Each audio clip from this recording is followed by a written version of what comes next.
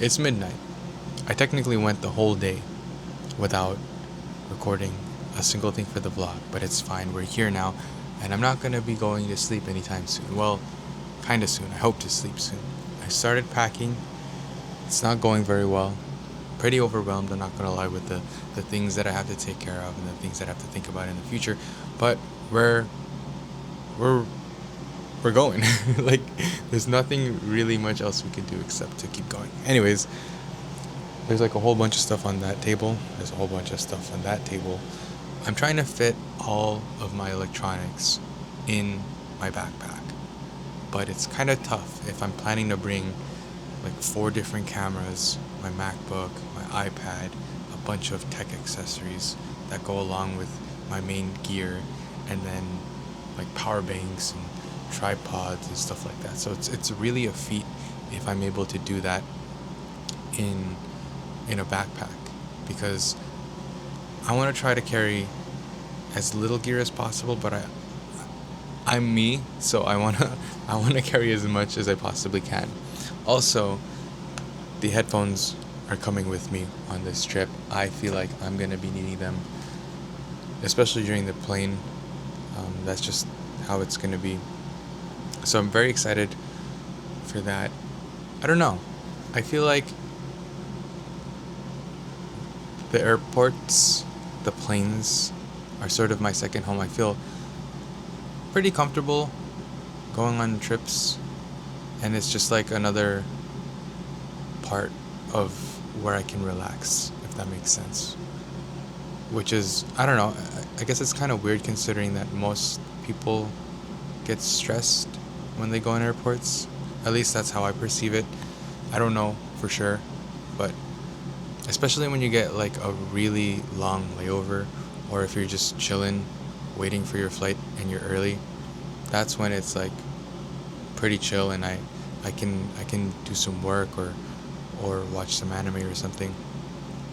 But then I get it, yeah, if it's sort of pushing that deadline of you trying to board your plane, then that's when it gets really stressful. So I just realized recording that whole segment, I did not have the noise canceling feature on the DJI microphone, but I have the Action 5 Pro right now is what I'm filming on, and I found my old GoPro tripod, which is pretty cool. I'm gonna show you in a second, because I attached the Action 5 Pro quick release mount onto it. This is the other accessory that I have for the Action 5 Pro. It's like a backpack clip. Okay, the angle is sort of different now. You're a lot lower. I was able to put you a lot higher because of this tripod. So this thing is pretty tiny. It's like handheld. I brought this into the water with me a couple of times. Not salt water, not that I can remember at least, but it survived. Hopefully salt water is okay with this thing, because I do plan on bringing it to salt water during my trip. That's why I'm bringing this tripod, so that I can have like a little grip while I swim. But it also acts as like a great regular tripod, plus it's telescopic to a degree. So this extra reach might not look like much, but it actually makes a big difference, especially when the angle is so wide. It makes a big difference. But don't forget to drink your water.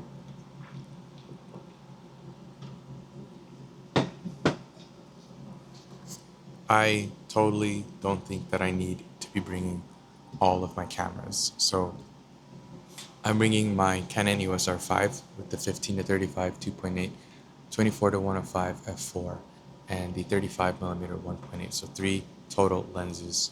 I've sort of gotten rid of most of my extra filters that I've never used, that I've never brought out on other trips. So I decided to leave those. I decided to leave my lens pen and just start carrying a microfiber cloth, like only a microfiber cloth. And so that's the main camera. You got the PowerShot V1, then the Osmo Action 5 Pro. You got the DJI Osmo Pocket 3, and then, if we're counting it, my DJI, no, why am I saying DJI? My Ray-Ban Meta smart glasses, and then, of course, my iPhone. But I guess that doesn't count technically. So those are the cameras that I'm bringing, and I know it might seem like a lot, but the R5 has to come with me because I'm trying to justify this to myself, by the way. The R5 is coming with me because I love the quality that you get. I still want to take professional looking photos and videos.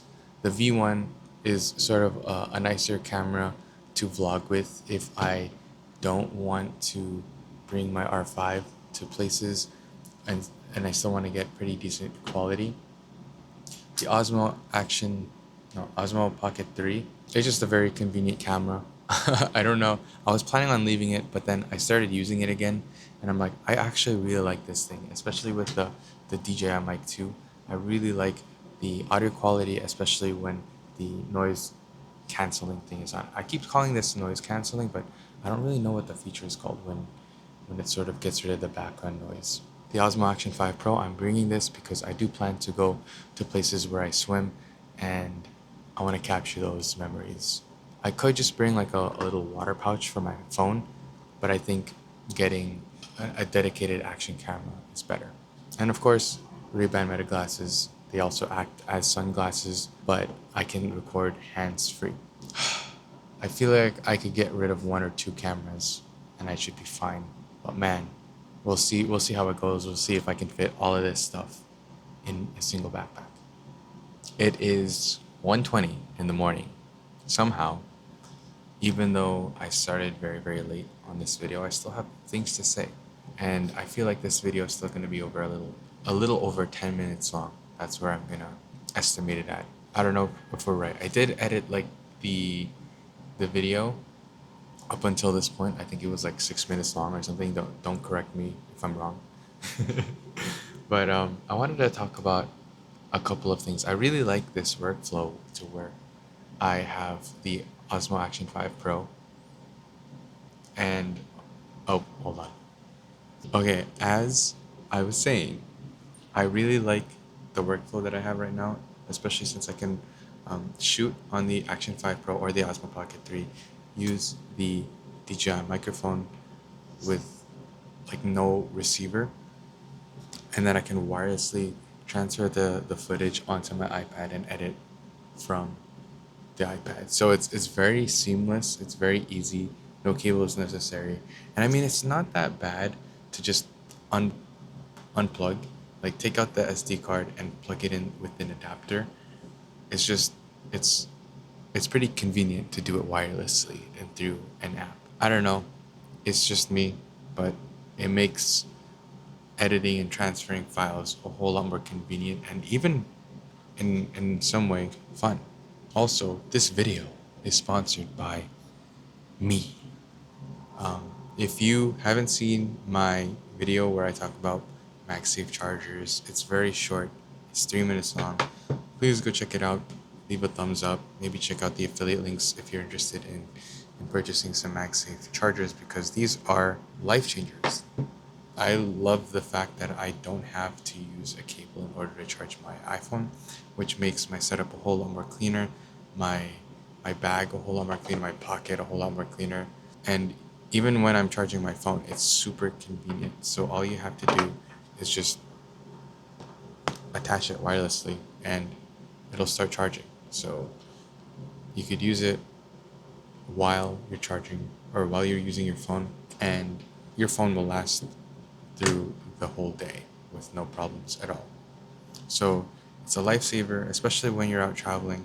But if you're out the whole day, no matter where you're at, if you're shooting, taking videos, taking photos, or even doom scrolling, playing video games, using your phone for maps, for directions, this thing will help you out. Like it's an investment, especially if your phone tends to die midday and you don't have chargers near you.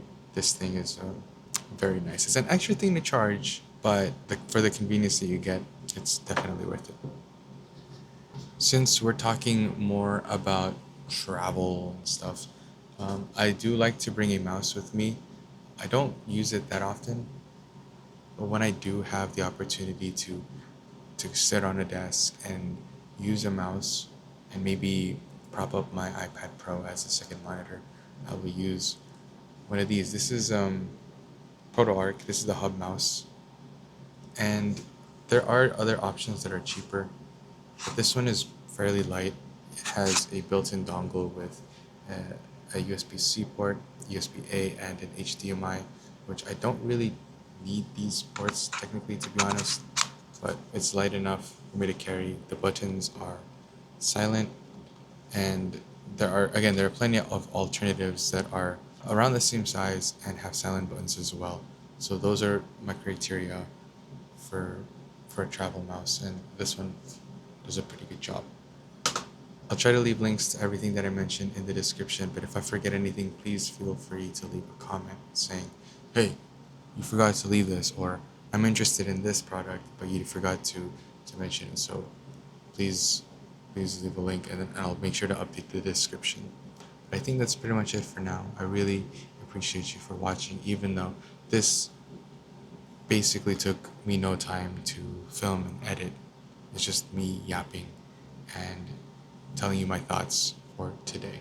And there are going to be a lot of these days where I don't have much to say, and there are going to be times where I have too much to say and they won't have that much weight, that much value to them. But either way, if you're still here, no matter what I talk about, I really appreciate you a million times over.